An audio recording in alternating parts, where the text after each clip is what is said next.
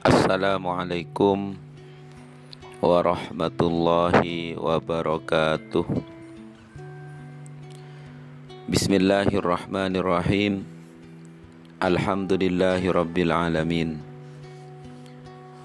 Allahumma salli ala sayyidina Muhammadin wa ala alihi wa sahbihi ajma'in. Kaum muslimin dan muslimat rahimakumullah.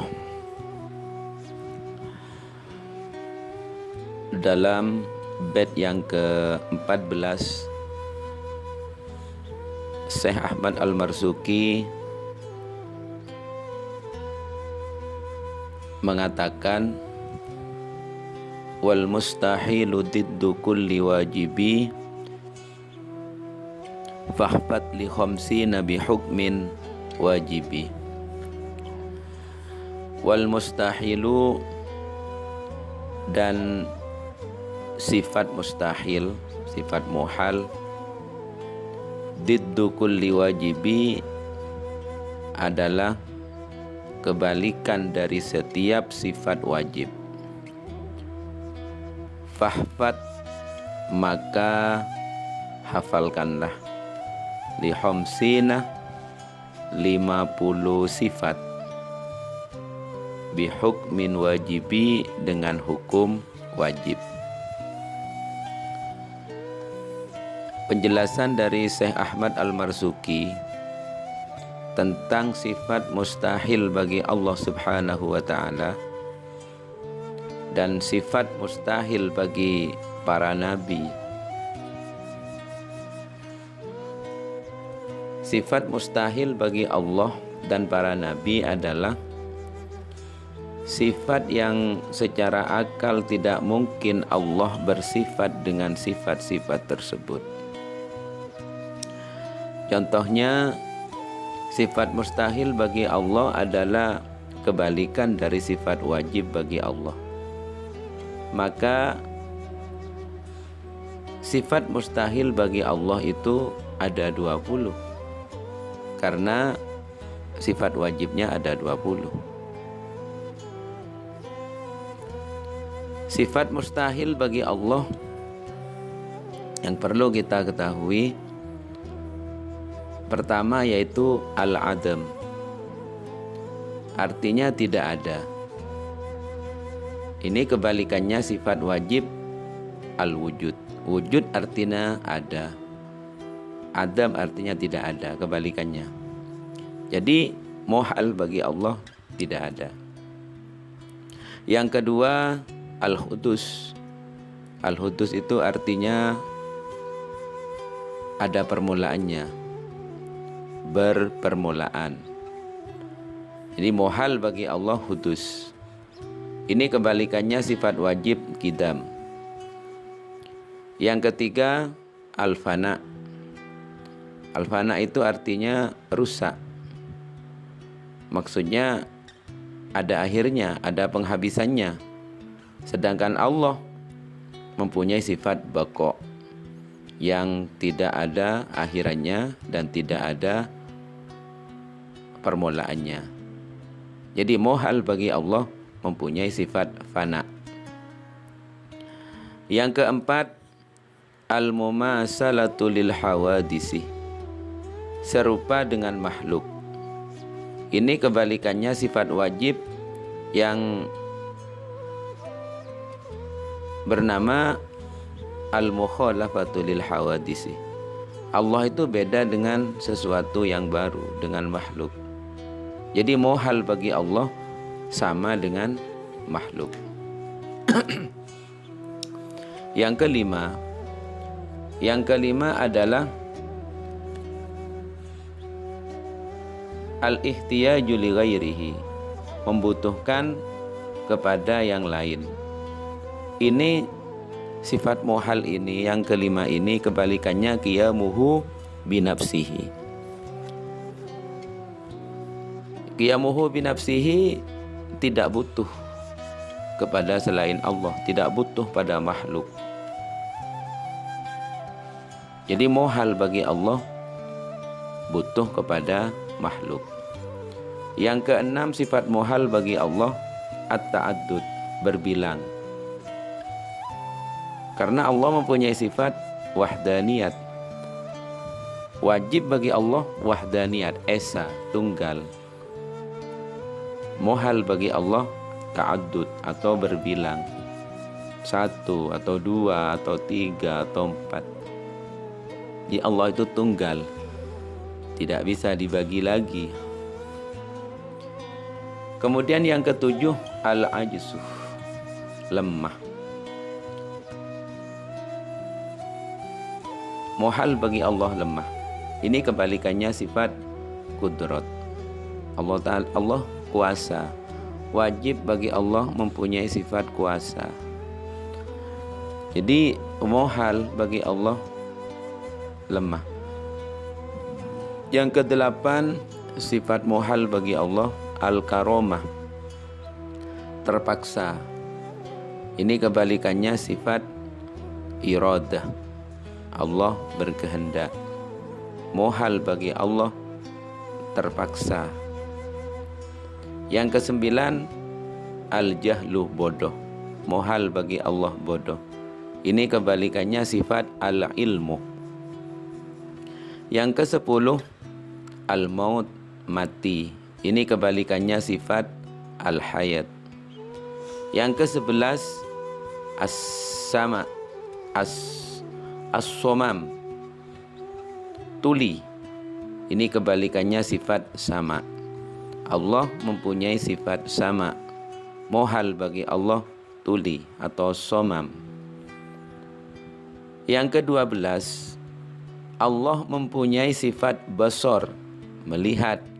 Muhal bagi Allah mempunyai sifat al-am, tuli. Yang ke-13, al-bukmu, bisu. Muhal bagi Allah bisu. Allah mempunyai sifat al-kalam, berfirman. Yang ke-14, 15, 16, 17, 18, 19, 20. Itu yang ke-7. Itu sebenarnya sama dengan yang ma'ani. Jadi yang 7 ma'ani, yang 7 maknawiyah. Maknawiyah itu hanya menjelaskan sifat ma'ani. Jadi sifat muhalnya sama. Jadi sifat muhal itu 20, sifat wajib 20.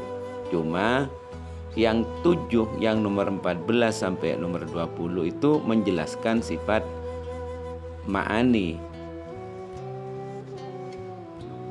Sifat ma'ani itu kan kudrat, iradat, ilmu, hayat, sama, besar, kalam. Kemudian kaunuhu qadiran, kaunuhu muridan, kaunuhu aliman, kaunuhu hayyan, kaunuhu sami'an, kaunuhu basiran, kaunuhu mutakalliman. Itu sifat ma'nawiyah. Jadi sifat muhalnya sama. Sifat yang muhal bagi para nabi yaitu sifat yang secara akal para nabi pasti tidak bersifat dengan sifat tersebut. Muhal bagi para nabi. Jadi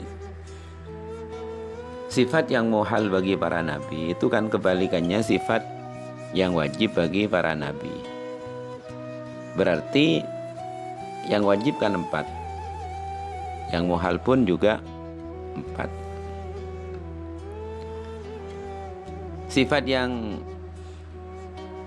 mustahil bagi para nabi, kalau berdasarkan urutan sifat wajib bagi para nabi yang disebutkan dalam kitab ini, yang pertama al-jahlu, yaitu bodoh, wal baladah, dan bebal otaknya. Itu muhal bagi para nabi. Nabi bodoh itu muhal, karena nabi mempunyai sifat fatona. Jadi sifat muhal kan kebalikannya sifat wajib. Berarti muhal bagi para nabi jahlun atau bodoh atau beladah, bebel.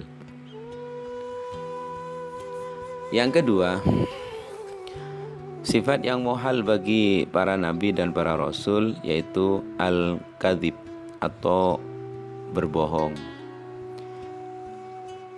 Ini kebalikannya dari sifat sidik, jujur. Jadi tidak ada satupun dari para nabi itu yang berbohong. Tidak ada nabi itu pembohong. Nabi itu semuanya mempunyai sifat sidik, jujur. Yang ketiga, al-kitman. Jadi mohal bagi para nabi itu menyembunyikan wahyu yang diperintahkan untuk disampaikan kepada umatnya. Kenapa? Karena nabi itu mempunyai sifat tabligh, menyampaikan wahyu dari Allah kepada umatnya. Jadi mohal menyimpan, ada wahyu yang disimpan oleh nabi, itu mohal. Karena bertentangan dengan sifat yang dimiliki oleh para nabi dan rasul. Yang keempat yaitu al-khianah, berkhianat kepada Allah atau kepada manusia, itu mohal. Kenapa? Karena nabi itu mempunyai sifat amanah. Jadi mohal bagi para nabi itu khianat, baik kepada Allah ataupun kepada manusia. Di mana Syekh Ahmad Al-Marzuki juga menegaskan bahwa wajib bagi setiap orang mukallaf untuk mengetahui dan meyakini 50 sifat yang telah disebutkan, atau yang lebih umum dikenal dengan Aqaid 50 atau Aqaid 50. 20 sifat wajib bagi Allah, 20 sifat mustahil bagi Allah, 1 sifat jaiz bagi Allah. Berarti 41. 4 sifat wajib bagi para nabi, 4 sifat mustahil bagi para nabi, 1 sifat jaiz para nabi. 9 tambah 41, 50. Jadi yang 50 itu kita sebagai umat Islam yang mukallaf wajib mengetahuinya. Jadi mulai dari awal, wujud, qidam, baqa, mukhalafatu lil hawadisi, qiyamuhu binafsihi, wahdaniyat, qudrat, iradat, ilmu, hayat, sama, basar, kalam, qadiran, muridan, aliman, hayyan, sami'an, basiran, mutakalliman. Itu semua.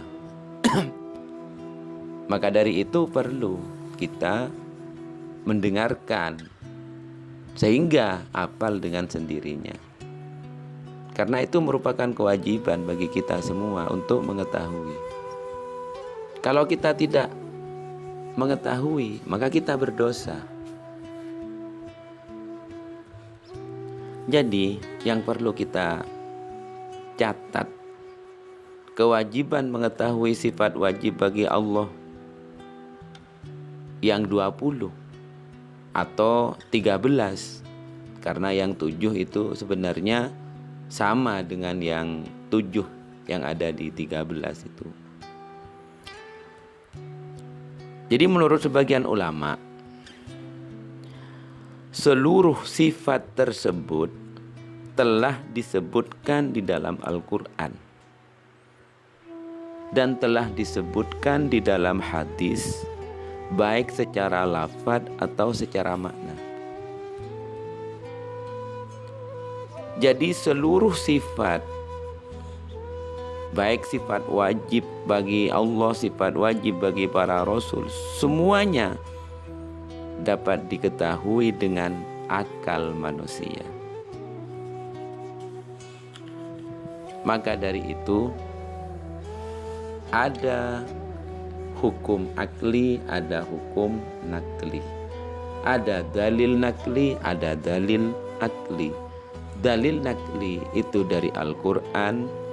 Dalil akli adalah akal nerima apa tidak dengan adanya hukum dalil nakli tersebut. Maka dari itu kita wajib mengetahui, menghafalkan aqaid yang 50. Semoga menjadi keterangan yang barokah. Amin Allahumma amin. Assalamualaikum warahmatullahi wabarakatuh.